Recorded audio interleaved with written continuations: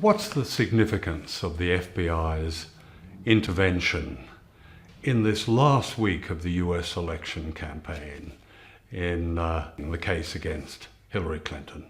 If you look at the history of the FBI, it has become effectively America's political police. And the FBI demonstrated with taking down the former head of the CIA over classified information given to his mistress. Almost no one was untouchable. The FBI is always trying to demonstrate that. No one can resist us. But Hillary Clinton very conspicuously resisted the FBI's investigation. So there's anger within the FBI because it made the FBI look weak. Well, we've published quite a number of different sets of emails. So about 33,000 of Clinton's emails while she was Secretary of State. They come from a batch of just over 60,000 emails. In that 60,000 emails, Clinton has kept about half, 30,000, to herself, and we've published about half. And then there's the Podesta emails we've been publishing. Podesta is Hillary Clinton's primary campaign manager. So there's a thread that runs through all these emails.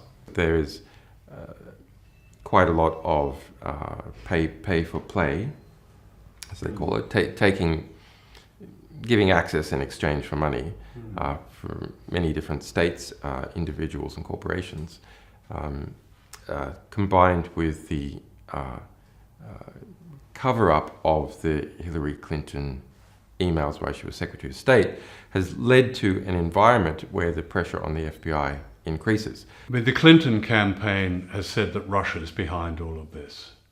It says that Russia has manipulated the campaign and is the source for WikiLeaks and its emails. The Clinton camp has been able to project a kind of neo-McCarthyist hysteria that Russia is responsible for everything. Hillary Clinton stated multiple times, falsely, that 17 US intelligence agencies had assessed that Russia was the source of our publications. Okay. That's false. We can say that the Russian government is not the source, yes. WikiLeaks has been publishing for 10 years. In that 10 years, we've published 10 million documents, several thousand individual publications, several thousand different sources. And we have never got it wrong.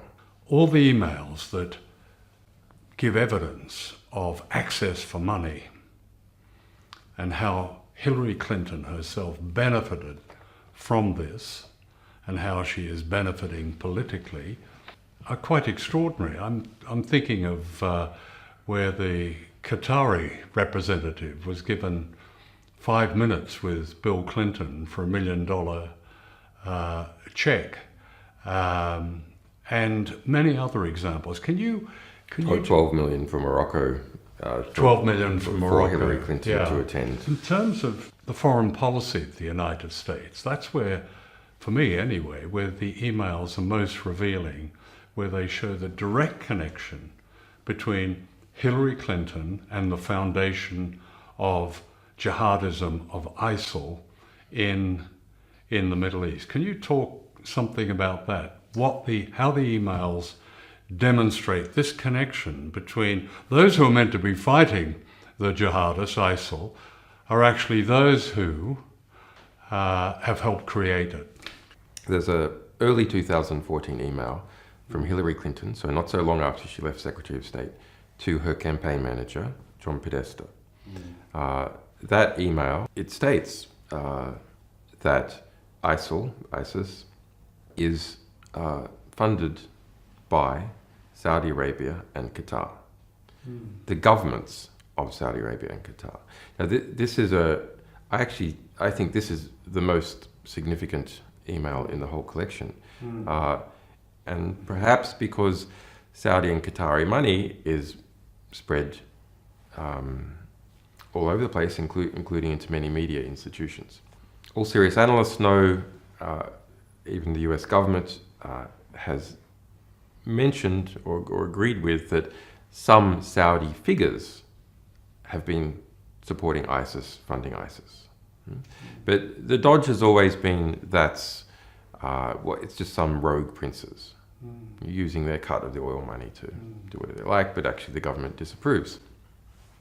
But that email says that no, it is the governments of Saudi and the government and Qatar that have been funding ISIS. The Saudis, the Qataris, the Moroccans, the Bahrainis, particularly the Saudis and the Qataris, are giving all this money to the Clinton Foundation, while Hillary Clinton is Secretary of State and the State Department is approving massive arms sales, particularly to Saudi Arabia. Under Hillary Clinton, and our Clinton emails reveal significant discussion about it, the largest ever arms deal in the world was made with Saudi Arabia, more than $80 billion. In fact, during her tenure as Secretary of State, total arms exports from the United States in terms of the dollar value doubled. And of course, the consequence of that is that this notorious terrorist jihadist group called ISIL or ISIS is created largely with money from the very people who are giving money to the Clinton Foundation. Yes. That's extraordinary. Look, Hillary Clinton's just a person. I actually feel quite sorry for Hillary Clinton as a person because I see someone who is eaten alive by their ambitions, tormented, literally to the point where they become sick. You know, they faint as a result of going on with their ambitions. But she represents a whole network of people and a network of relationships also with particular states. The question is, how does Hillary Clinton fit in this broader network? Well, she's a centralizing cog, so that you've got a lot of different gears in operation from the big banks like Goldman Sachs and major elements of Wall Street and intelligence and people in the State Department and the Saudis and so on. She's the, if you like, the centralizer that interconnects all these different cogs. She's a smooth central representation of all that. And all that is more or less what is in power now in the United States. It's what we'd call the establishment or the DC consensus and its influences. In fact, one of the more significant Podesta emails that we released was about how the Obama cabinet was formed. And half of the Obama cabinet was basically nominated by a representative from Citibank. Well, it's quite amazing. Didn't Citibank supply a list which turned out to be mostly the Obama cabinet? Yes. So Wall Street decides the cabinet of the President of the United States. But if you were following the Obama campaign back then closely, you could see it had become very close to banking interests. It wasn't so close to oil interests, but it was very close to banking interests. Yeah. So I think you can't properly understand Hillary Clinton's foreign policy without understanding Saudi Arabia. The connections with Saudi Arabia are so intimate. Why was she so demonstrably enthusiastic about the destruction of Libya? Can you talk a little about just what the emails have told you about what happened there? Because Libya is such a source for so much of the mayhem now in Syria, the ISIL, jihadism, and so on. And it was almost Hillary Clinton's invasion. What do the emails tell us about that? Libya, more than anyone else's war, was Hillary Clinton's war. Barack Obama initially opposed it. Who was the person who was championing it? Hillary Clinton. That's documented throughout her emails. She put her favoured agent, in effect, Sidney Blumenthal, onto that. There's more than 1,700 emails out of the 33,000 Hillary Clinton emails we published just about Libya. It's not about that Libya has cheap oil. She perceived the removal of Gaddafi and the overthrow of the Libyan state, something that she would use to run in the general election for president. So late 2011, there's an internal document called the Libya TikTok that is produced for Hillary Clinton, and it's a chronological description of how Hillary Clinton was the central figure in the destruction of the Libyan state. As a result, there was around 40,000 deaths within Libya. Jihadists moved in, ISIS moved in.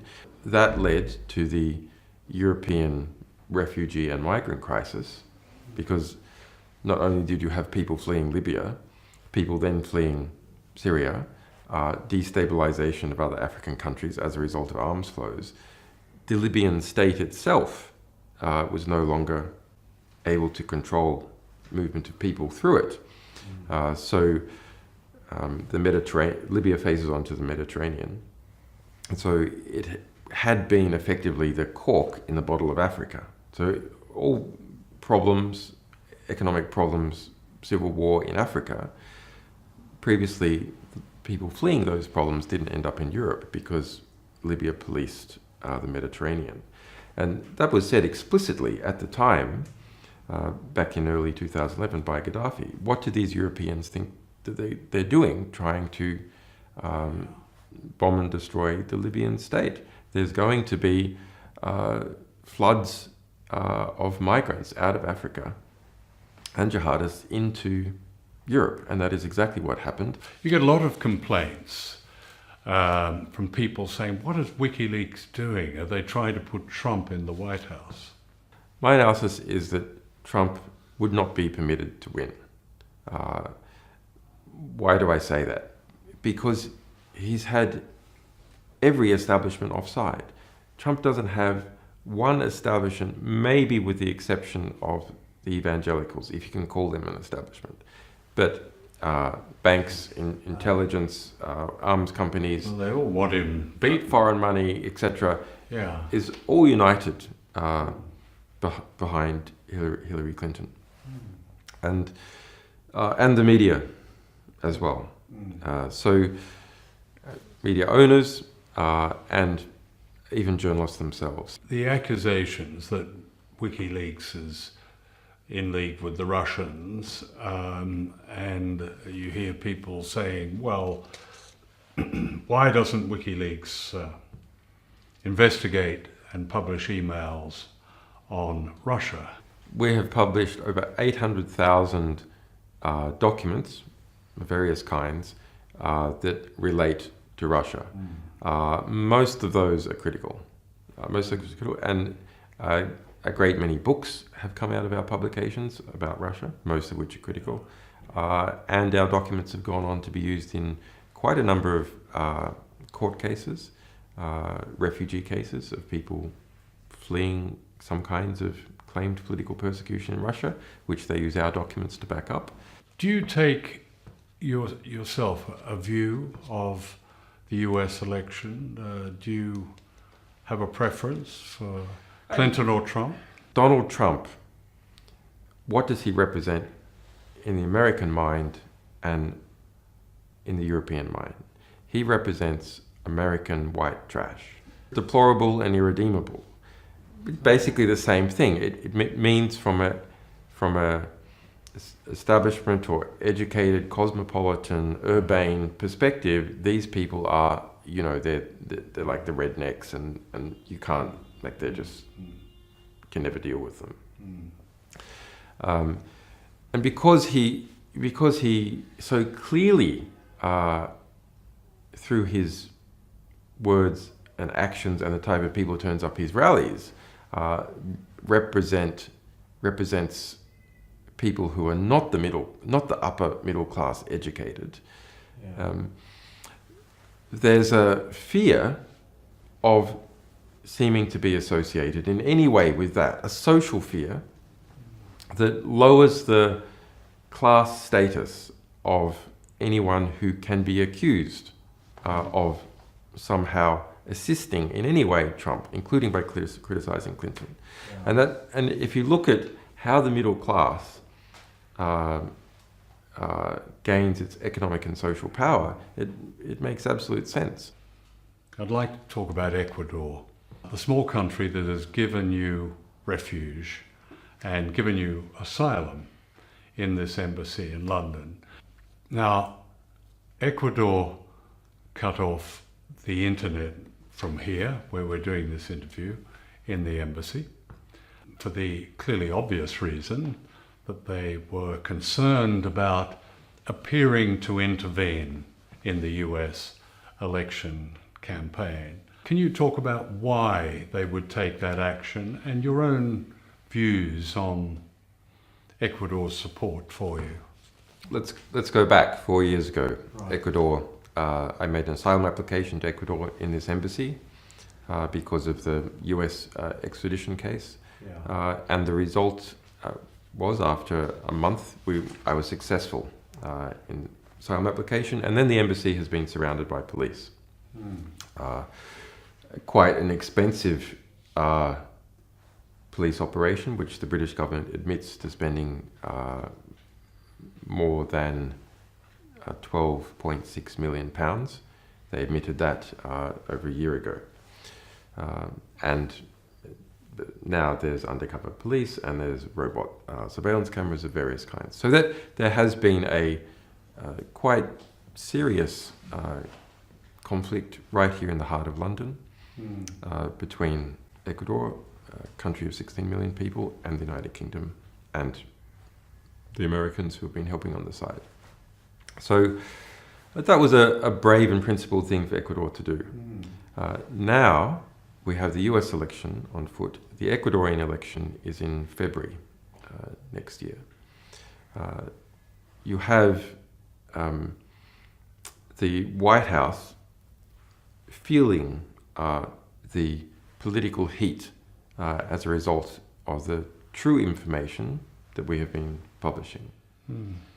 WikiLeaks does not publish from the jurisdiction of Ecuador, from this embassy, or in the territory of Ecuador. We publish from France, we publish from Germany, we publish from the Netherlands, and a number of other countries, so that the attempted squeeze on WikiLeaks is through my refugee status.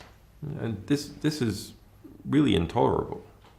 You try and get at a publishing organization to try and prevent it publishing true information that is of intense interest to the American people and others about an election. Tell us what would happen if you walked out of this embassy. So I would be immediately arrested by the British police, and I would then be extradited either immediately to the United States or to Sweden. In Sweden I am not charged. I've already been previously cleared, etc. So we're not certain exactly what would happen there, but then we know that the Swedish government has refused to say that they will not extradite me to the United States, and they have extradited 100% of people that the US has requested since at least 2000. So over the last 15 years, every single person the US has tried to extradite from Sweden has been extradited, and they refuse to provide a guarantee. So it's, I mean, people often ask how you cope with the isolation here. Look, one of the best attributes of human beings is that they are adaptable. One of the worst attributes of human beings is they are adaptable. They adapt and start to tolerate abuses. They adapt to being involved themselves in abuses. They adapt to adversity and continue on. So in my situation, frankly, I'm a bit institutionalized. This is this is the world. Yeah. Visually, this is the world. It's the world without sunlight, for one thing, isn't it? It's a world without sunlight, but I haven't seen sunlight in so long. Like, I don't remember it. So, yeah, you adapt. The one real irritant is that my young children, they also adapt. They adapt to being without their father. That's a hard adaptation, which they didn't ask for. Do you worry about them? Yeah, I worried about them. I worry about their mother. Yeah. Some people would say, well, why don't you end it and simply walk out the door and allow yourself to be extradited to Sweden? The UN has looked into this whole situation. They spent 18 months in formal adversarial litigation, me at the UN versus Sweden and the UK. Who's right? The UN made a conclusion. I'm being arbitrarily detained, illegally deprived of my freedom, that what has been occurred has not occurred within the laws that the United Kingdom and Sweden must obey. It is an illegal abuse. United Nations formally asking, what's going on here? What's your legal explanation for this? He says that you should recognize his asylum. Sweden formally writing back to United Nations says, no, we're not going to. So leaving open their ability to extradite. I just find it absolutely amazing that the narrative about this situation is not put out publicly in the press, because it doesn't suit the Western establishment narrative that yes, the West has political prisoners. It's a reality. It's not just me. There's a bunch of other people as well. Yeah. The West has political prisoners. No state accepts to call the people it is imprisoning or detaining for political reasons political prisoners. They don't call them political prisoners in China. They don't call them political prisoners in Azerbaijan. And they don't call them political prisoners in the United States, UK or Sweden. It's absolutely intolerable to have that kind of self-perception. But here we have a case, talking about the Swedish case, where I have never been charged with a crime, where I have already been cleared and found to be innocent, where the woman herself said that the police made it up, where the United Nations formally said the whole thing is illegal, where the state of Ecuador also investigated and found that I should be given asylum. Those are the facts. But what is the rhetoric? Different. The rhetoric is constantly pretending that I have been charged with a crime, never mentioning that I have been already previously cleared, never mentioning that the woman herself says that the police made it up, trying to avoid that the UN formally found that the whole thing is illegal, never even mentioning that Ecuador made a formal assessment through its formal processes and found that yes, I am subject to persecution by the United States.